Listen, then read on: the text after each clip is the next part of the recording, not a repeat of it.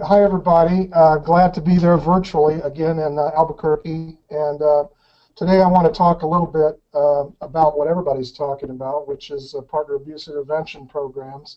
And I guess I'm going to start out by talking a little bit about differences between these programs that are often overlooked by researchers, policy people, and even practitioners. And then I want to make some respectful comments about the What Works paper by the Washington Institute for Public Policy. And then I want to finally end up by presenting my own take on outcomes research for these programs, with special attention to three different studies that really didn't make it onto the Washington list. And I want to comment also maybe about what their exclusion says about the kind of ongoing schism between researchers and practitioners. So let me see if I can do this here. Anyway, this slide sort of summarizes my understanding of the possible outcome of these programs. And the main point that I want to make here is that, for the most part, and this is not just the Washington paper that I'm talking about here, but for the most part, a lot of the studies that have been done on partner abuse intervention programs really only focus on one of these outcomes.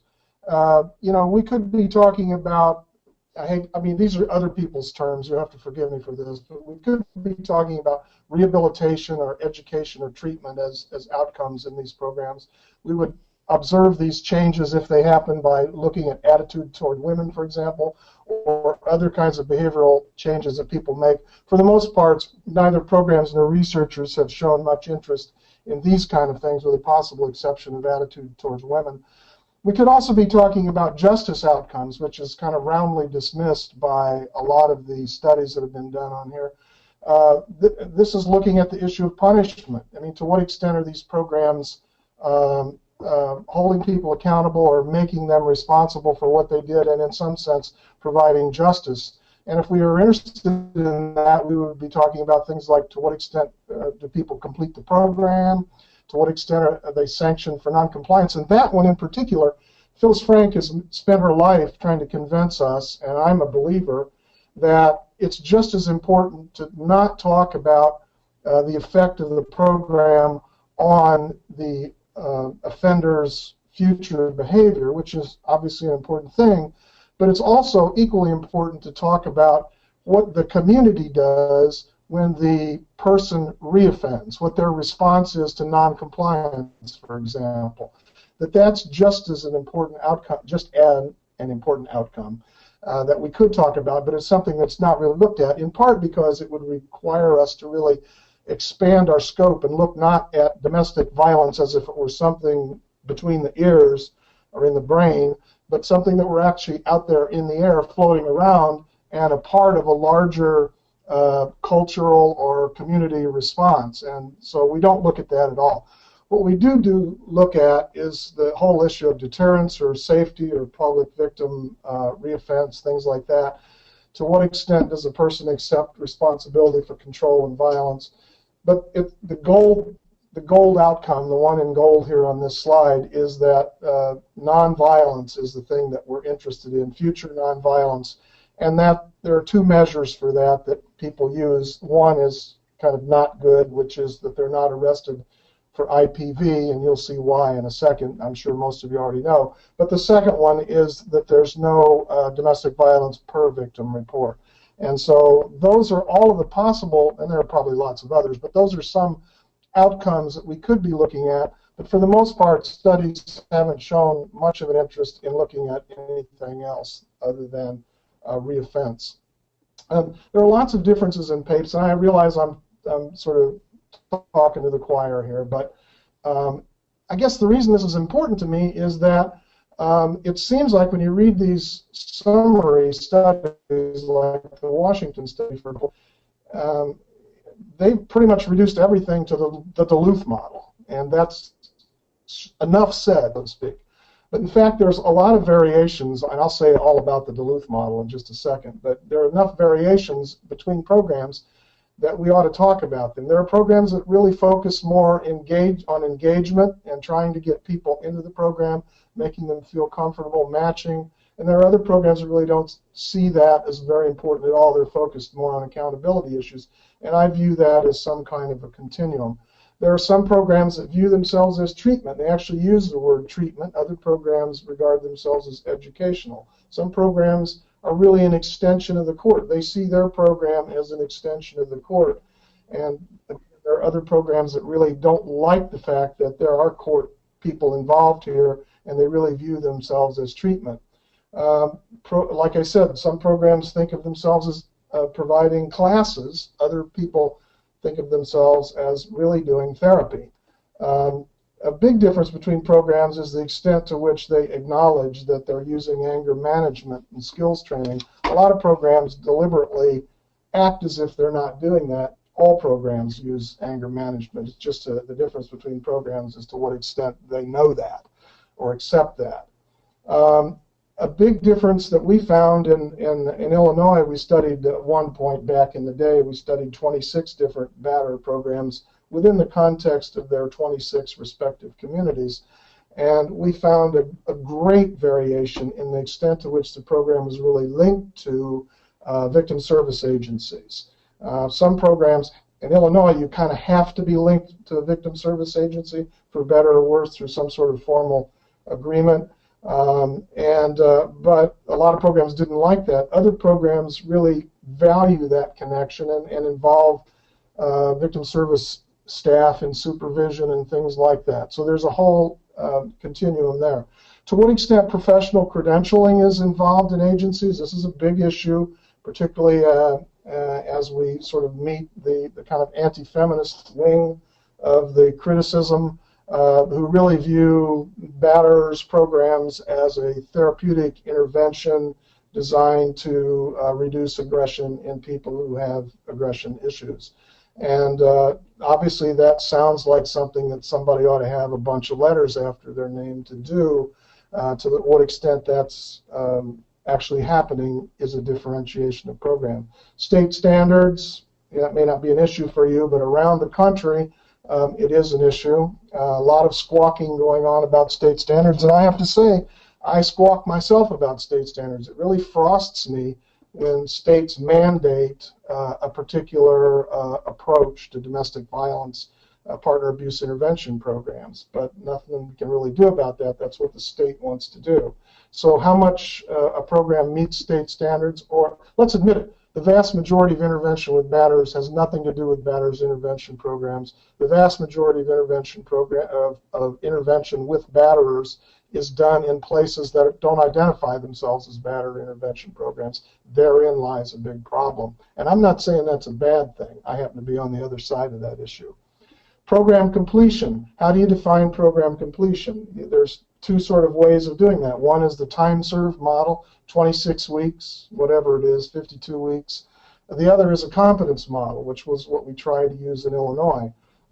You could spend 26 weeks sitting on your hands and not saying anything if you're using a certain kind of model. On the other hand, it might not matter how long you're in the program. If you don't demonstrate competence, you're going to be in the program even longer. Obviously, the legal system has a lot to say about this. And then there are the whole issue of culturally driven versus culturally informed versus culturally blind programs. I won't say much about that, but that is an issue. I want to talk just about, it really, again, bothers me a lot when I hear people use the term Duluth model. I've never been to Duluth, Minnesota. I've never been trained in the Duluth model. I've never read the book. I've never used it because when I did batterers programs, it wasn't around yet. And so I don't know a whole lot about it other than trainings and things like that I've been to. But one thing I know for sure is the Duluth model is not the power and control wheel and a 20-something week group.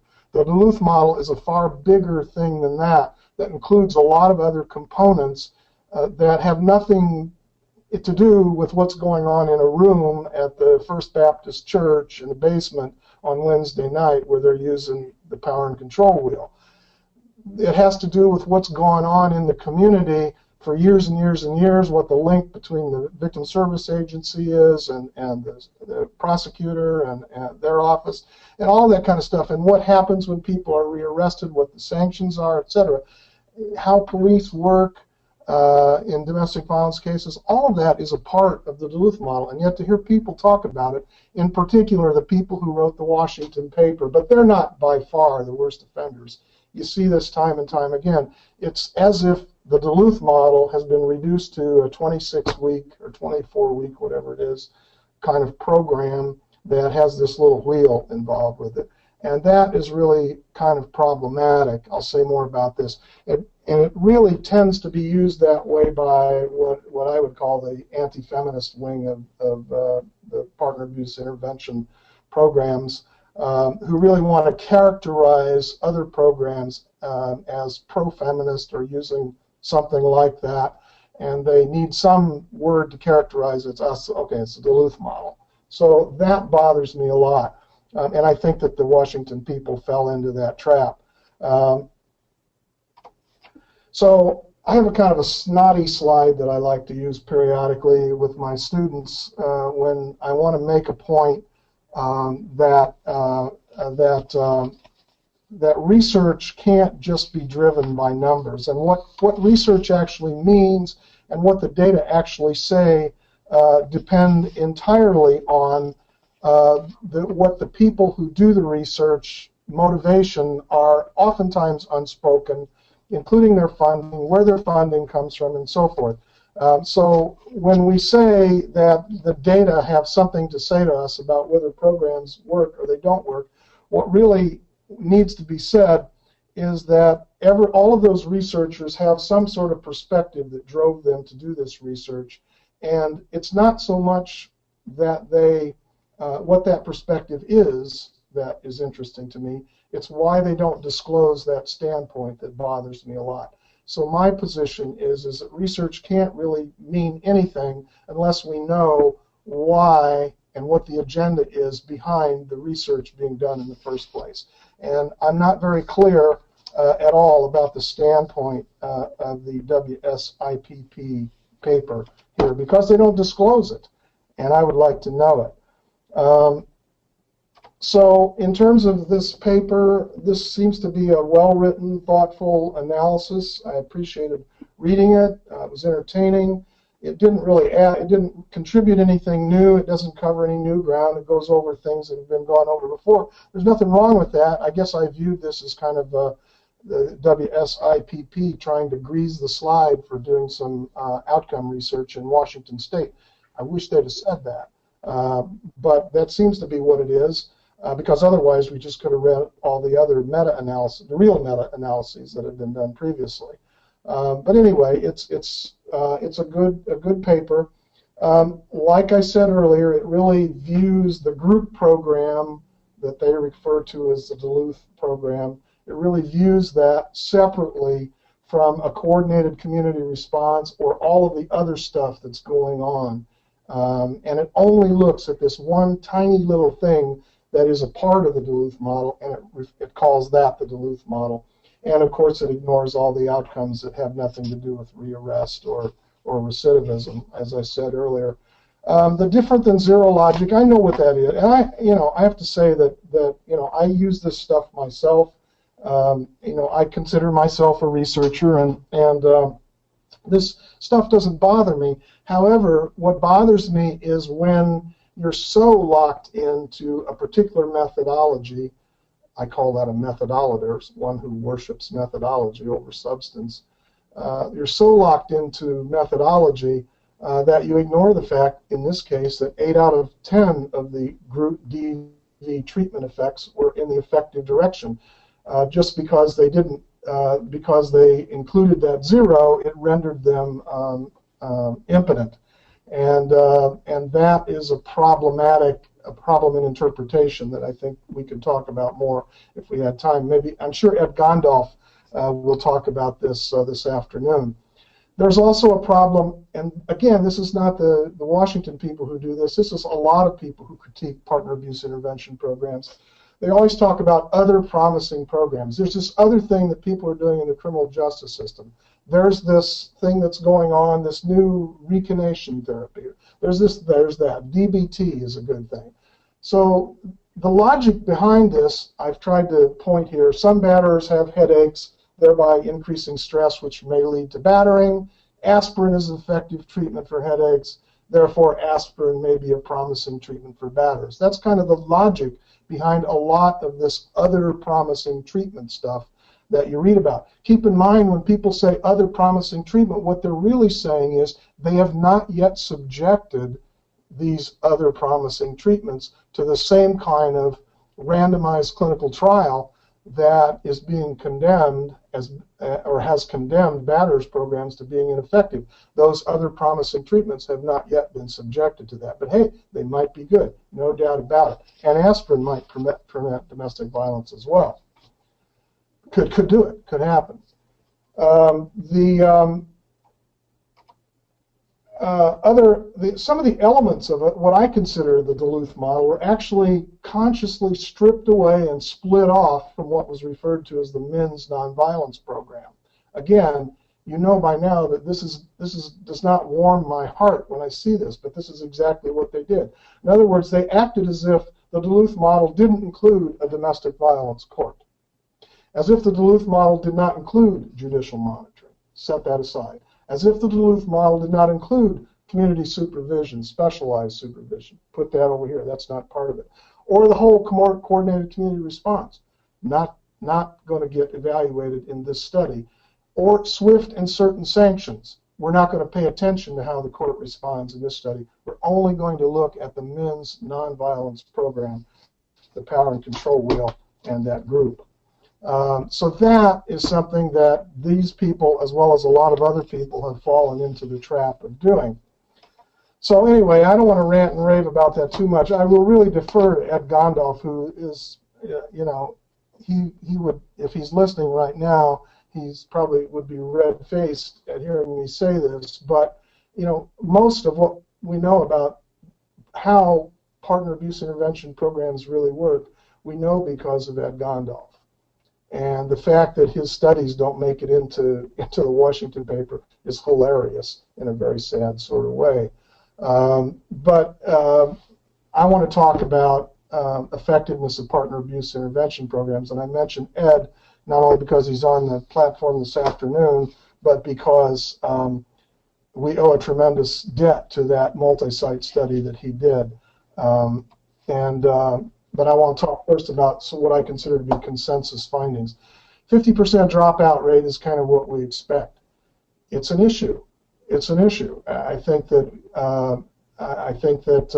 you know, we were able to get the dropout rate in Cook County down to 25%, but that's only when we considered the fact that some people would fail at some programs and go to other programs, but they were being monitored by the same court system, so we refer to it as a batter intervention system rather than a batter intervention program. At the program rate, the dropout rate is typically 50% across the country. And I'm sure you have other people who will say other things, but if they do, I would say that they're probably doing special things to make that not happen.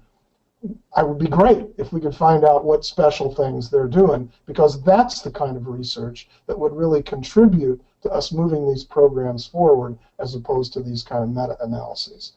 We know that partner abuse intervention programs are effective for some men and not others. That could be said for a lot of different things, including aspirin. But the issue is, for which men is it effective, and for the ones for whom it is not effective, what are we going to do in its place? And I think that that's something that we need to know in order to move this field forward. We know from Ed's study, as well as from other things that have gone back and looked at the data once we heard this, that a very small group of men, maybe 1 in 5, account for most of the reassaults, maybe 3 in 4.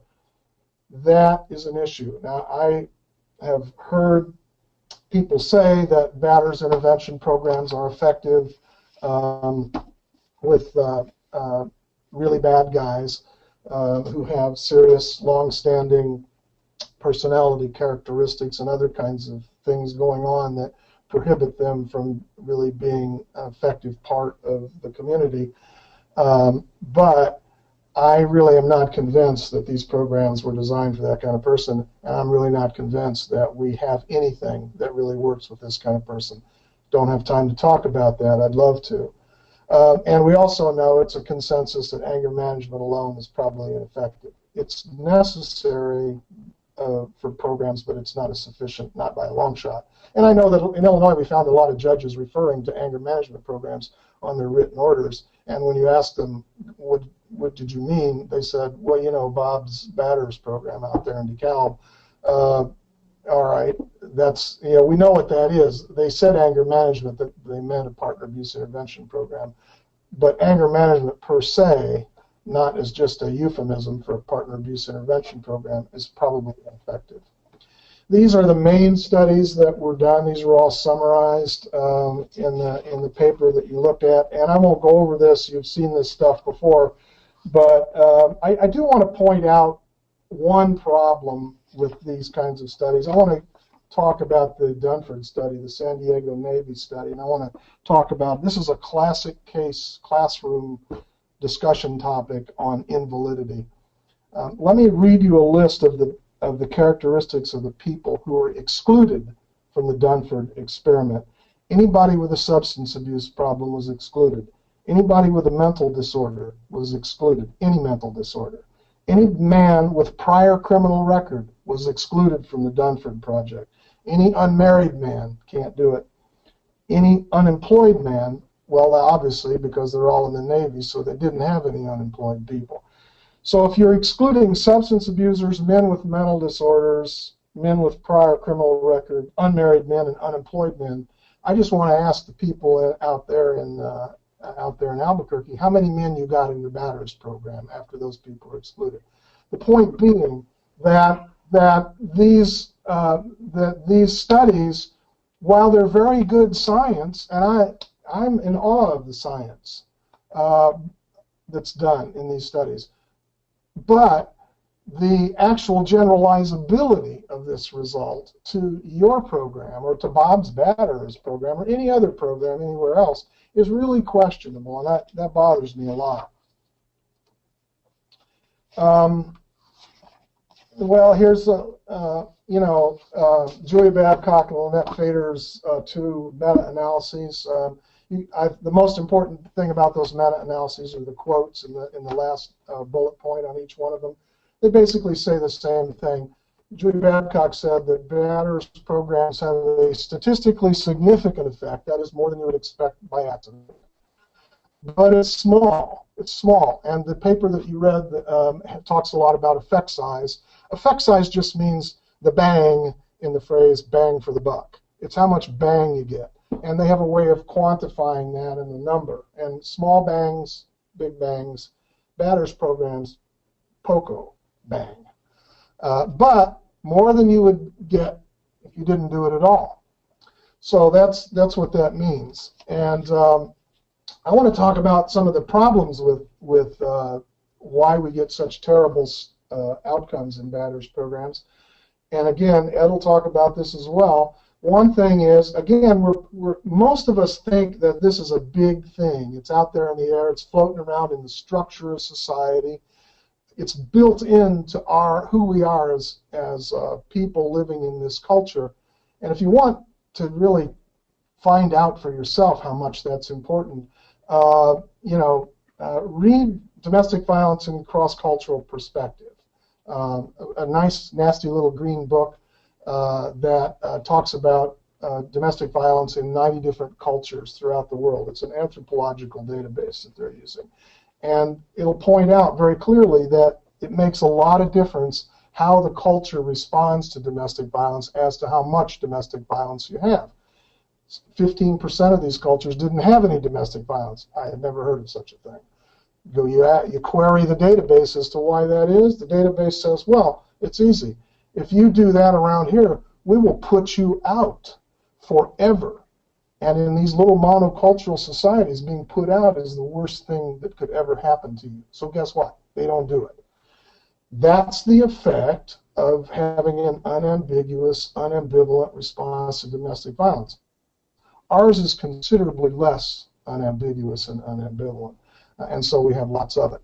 But anyway, we have an ecological slippage problem. We don't pay attention to the big issues that float around in our society. We pay attention to issues about how men are managing their anger and how they are respecting their partners. those are important issues, but and they reflect the bigger issues, but we don't pay attention to the bigger issues. We're using a micro-level intervention, power and control wheel, for a macro-level problem. It's not a good fit.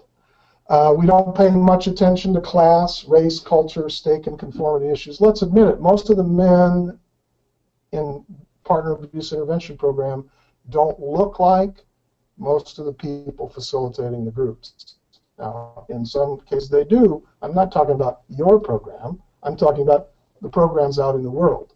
And that mismatch between people of different class, different race, different culture, in some cases different languages, facilitating these groups, again, it's ships passing in the night in some cases. Another methodological issue is, as I said earlier, the bronze standard of clinical trials. These clinical trials that have been done on battery intervention programs are really weak. Not that I'm criticizing that, because they have horrendous technical difficulties like judicial overrides and all kinds of state's attorneys and all kinds of things that get in the way of random assignment and all the kind of things that need to be done. You know, nevertheless, the clinical trials that are done on battery intervention programs should not be confused with the clinical trials that are done on aspirin, where there is a huge amount of control that can be applied. That kind of control is not only can't be applied, it's not even desirable. There has to be another way. Yay, there is, and we'll talk about that in a second. There's also, at the more program level, there's reasons why we're not very good, and that's a lot of programs really don't engage people very well. They don't fit people into the program in a way that makes them feel welcome, you know, I think we all talk about that, but you know, and some programs do a good job and other programs don't really care about that. They view themselves as classes, and so welcoming people into the group is not really on their agenda. We have a lot of unidentified, untreated substance abuse and mental illness. Now, that doesn't mean that substance abuse and mental illness cause people to be violent, but I guarantee you dimes to donuts, if someone has an untreated mental illness or substance use disorder in the group, they're not going to come to the group. It's just like that. They're going to drop out of the program, and that's going to increase their chances for reoffense. So lots of different reasons we should be paying more attention to these issues, but programs are, you know, don't spend a lot of money on these batters programs. I'm sure your programs are heavily funded in New Mexico, but out here in the flyover, we don't spend a lot of money on batters programs, and so we can't really do all of that cool stuff that we'd like to do. Failure to sanction noncompliance. Again, I call on the spirit of Phyllis Frank to hover over me now as I say this, that you know we really need to pay attention to noncompliance, and you can't pay attention to that at the program level. That's a community issue. You got to kick that upstairs, and for the most part, unless you're well connected to that coordinated community response, you know you're probably not going to be doing that. And I hate the term one-size-fits-all intervention, but it is true. And what people don't seem to understand is that's kind of a logistic problem. We don't have these heavily funded batters programs that we can match people up to their unique characteristics. The logistics of these programs just don't work that way. So while we can all say, yeah, we would like to have a culturally specific program for without mental disorders and things like that, and do a good job of matching, it's very, very difficult to do that at the miserable level of funding. And let's admit it, you know, we don't give a rat's ass about domestic violence. We didn't have domestic violence before 1970. I'm talking like John Doe here. So why should we've got so many other problems in the world, why should we put all this money into this? So we're just kind of stuck with these one-size-fits-all interventions. But I think Gondolf, again, St. Gondolf says it best. He says that one size might not fit all, but it fits most. And that is true. It does that. I'm going to say a few things about the multi-site study, and Ed will talk about that, I'm sure. But the reason I'm saying this is because Ed Gondolf is a humble man, and he would not say what I'm going to say now. this particular study taught us more about domestic violence and about partner abuse intervention programs and the interaction of a variety of issues in these programs than any other study before or since has ever done. And that is just not understood by the methodologists, people who really think that the only way to understand things and to improve programs is through randomized clinical trials. Again, not dissing RCTs, but this was a tour de force of information that we're still mining years and years later. These were 4 huge, well-established studies, programs in 4 cities, valid and reliable measures. Lots of programs do that, but lots of programs don't do this. They don't interview both the victim and every new partner that the person has every 3 months for 4 years. They don't do that. And until you do that, you're not going to learn some of the things that we've learned. And they also monitored arrests. The cumulative, the reoffense rate was the same kind of thing that we sort of come to realize. About 4 out of 10 people over at 4 years have reoffended. But they did find one really interesting thing, and that is during the last year of the program, the 4th year, when they were following up, they found out the reoffense rate during that year was only 1 in 10, much lower. And so I'm not going to speculate as to why that is. I have a lot of ideas about that. But the other thing they found was that the 2 best predictors of reassault during the program were the woman's feeling of safety and drunkenness, not some fancy smancy addiction severity index measure of drunkenness, but more of a how you've been drunk lately kind of measure of drunkenness. And they also found that almost everybody got away with it. That they basically, if they reassaulted, they got away with it. And keep in mind, these were in programs in well-established communities, well-established programs, and they were still getting away with it. One thing they found that just still blows my mind, although I should know that this happened, is that most men who assault new partners, and a certain percentage of these guys had already started working on the new partner by the time they were underway, most of them who assault new partners continue to assault their old partners. And you know how that happens through child swapping and all of that kind of stuff.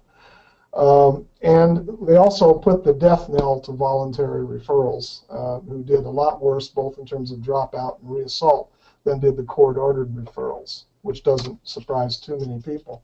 They found that 2 out of 3 women report they're better off after the partner program. Most programs don't really ask the women what they thought about the program. And as it turns out, most of the women in the multi-site study who were followed up on said they thought that the program was what was reasonable. And again, the number 2070 comes from the multi-site study. I'm going to skip the California study because I'm kind of out of time, and I want to talk about our study in Chicago. We followed men for about 2.5 years, almost 900 men. The thing that was interesting about this was just the configuration. We had 30 programs in Cook County. They were all under the same state standards, which is an advantage, but they were also under the same county protocol for monthly reporting of behavior. And so the probation officers were getting a massive amount of information every month from these programs, and so that's why we consider this study a study of a batterer intervention system rather than a series of 30 batterer intervention programs, because like most programs, we found 0 difference between batterers programs in terms of outcomes, and that's been found by just about everybody. I think maybe the multi-site study found something a little bit different. He can talk about that, but for the most part, we don't find one program differs very much from another, regardless of what they do. They both have similar outcomes. So we found that the best predictor of completing the program was what we call the old 1950s term that I love, stake in conformity. How much you really feel a part of the world that you live in, and you're invested in that.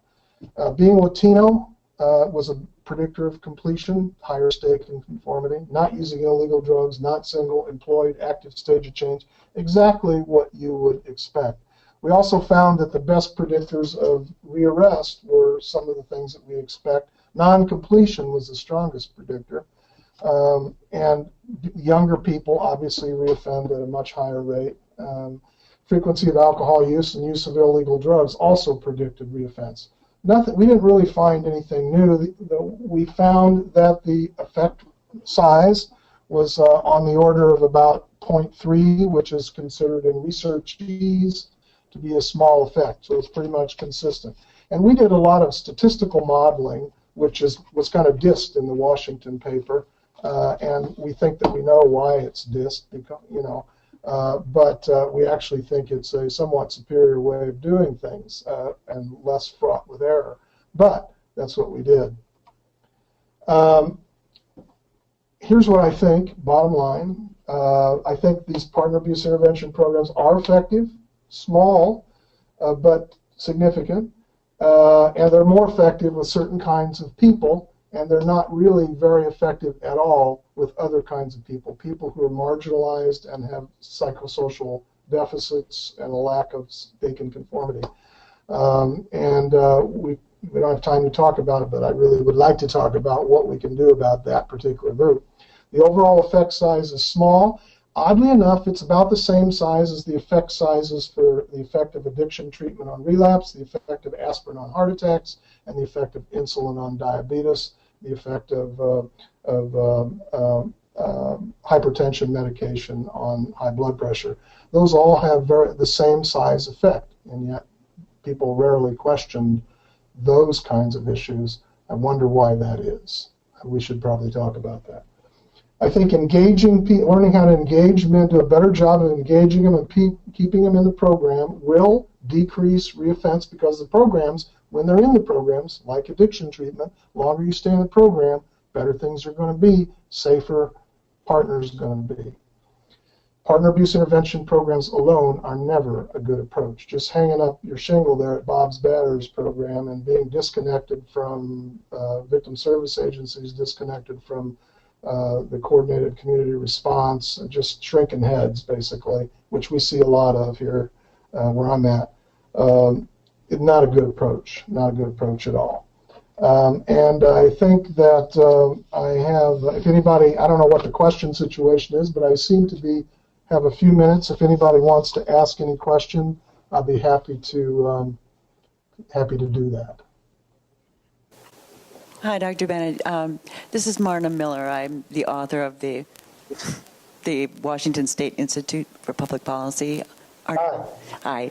I just wanted to make clear that I think everyone in this room knows now that we did that study because the Washington State Legislature directed us to do that. I'm totally aware of that, yes. And so we weren't really, we had and we have no agenda. Just wanted to make that clear. Not even at the end where it says, do you think that we ought to do more research in Washington State specific programs? I think that you have to understand that we're serving the Washington State Legislature, and and there's always the possibility that we do things better in Washington than elsewhere. And so if we could evaluate programs in Washington and find out that they were superior, that they were reducing recidivism, then we would certainly want to be aware of that. And I wouldn't blame you if you did that, and I wouldn't even blame you if you came right out and said that in the report.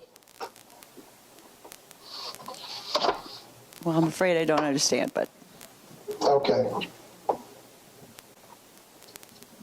Anything else? So, my name's Charles Saleh. I'm the Deputy Director for our Legislative Finance Committee. So, given, we've kind of got dueling methodologies for meta-analysis and other kind of research, but at the end of the day, policymakers have to make decisions about what to fund and what policies to put in place to deal with some of these social issues that are really important.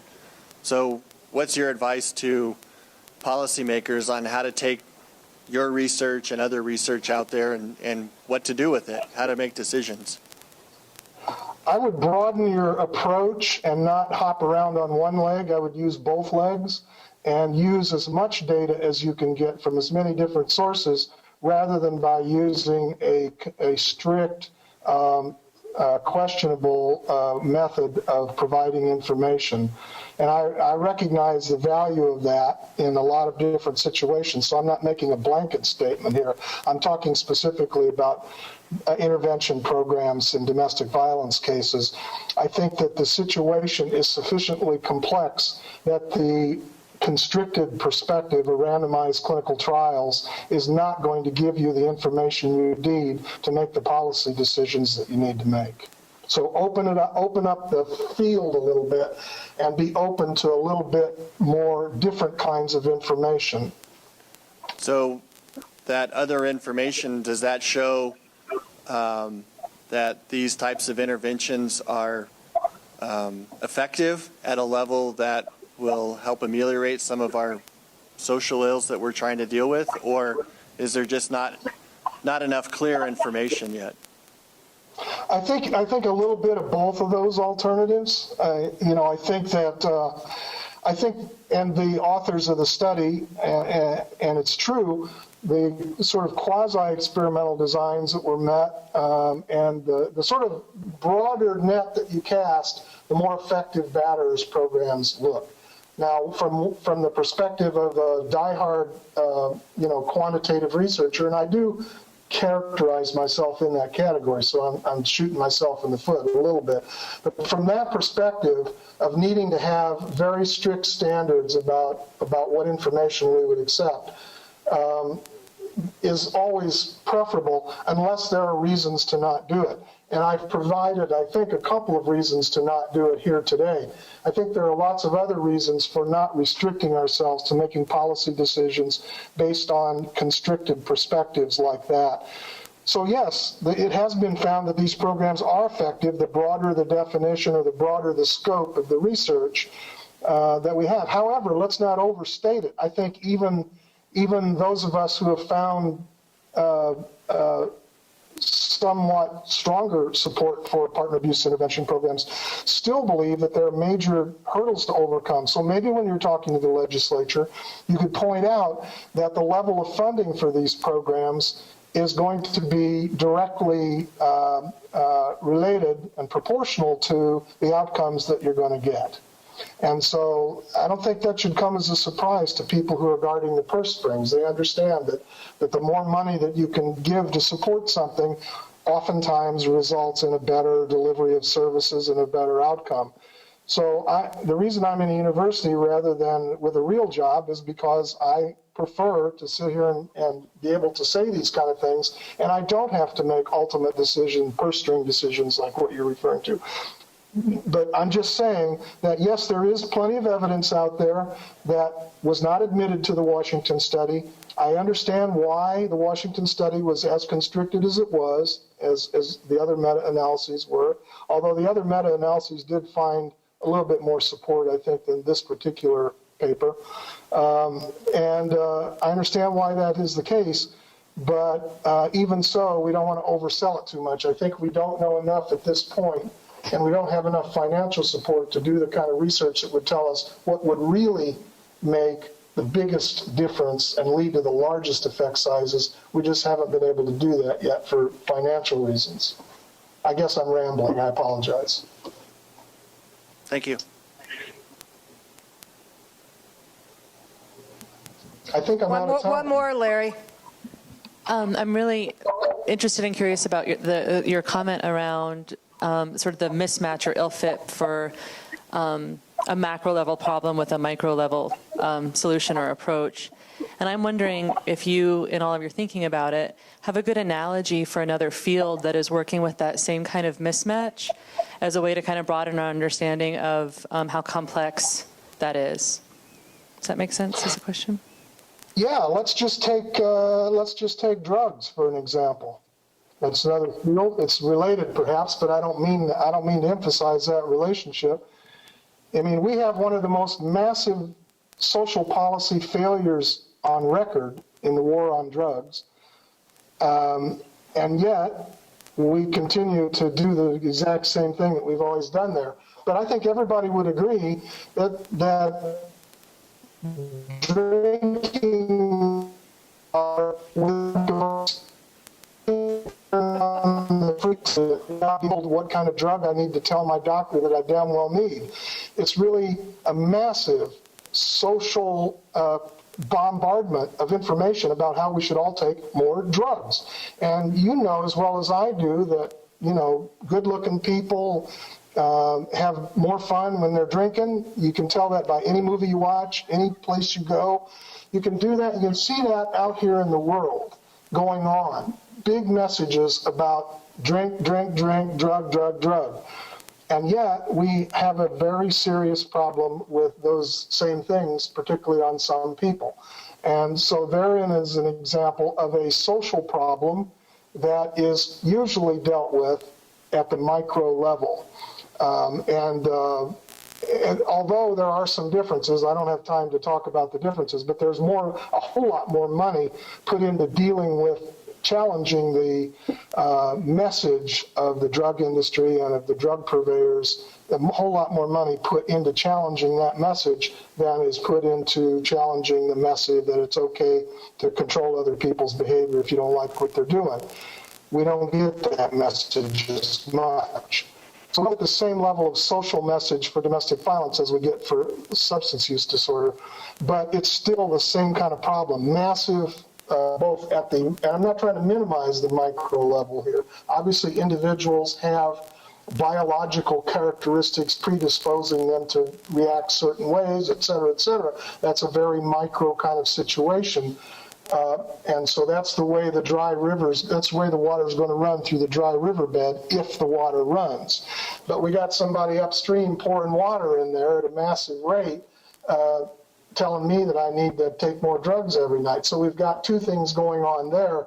I would like to see a similar kind of thing going on in domestic violence, a similar kind of social message as what has happened in the addictions field. And maybe I could think of other examples, but I'm not doing that right now. So I don't know if that was the answer to your question or not. Hold on, Larry, we have yet another one. This isn't really a question for Larry.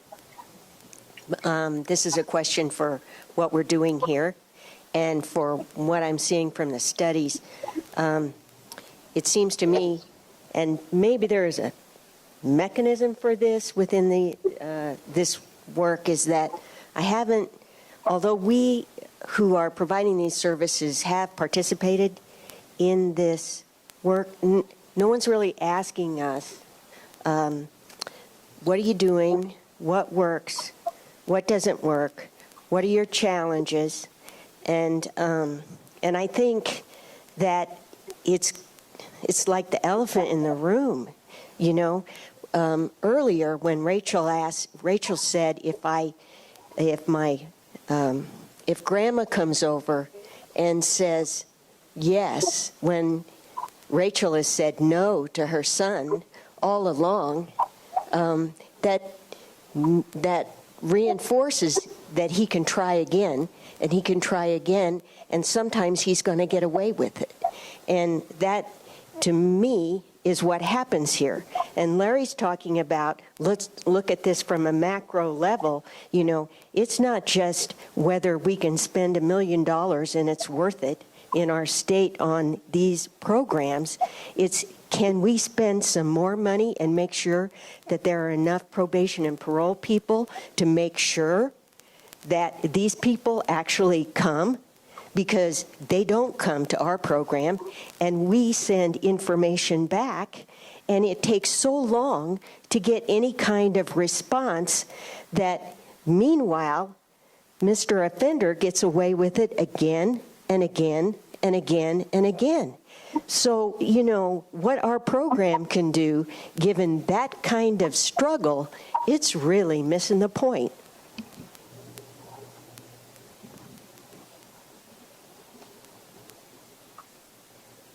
Amen. Okay. Thank you, Larry.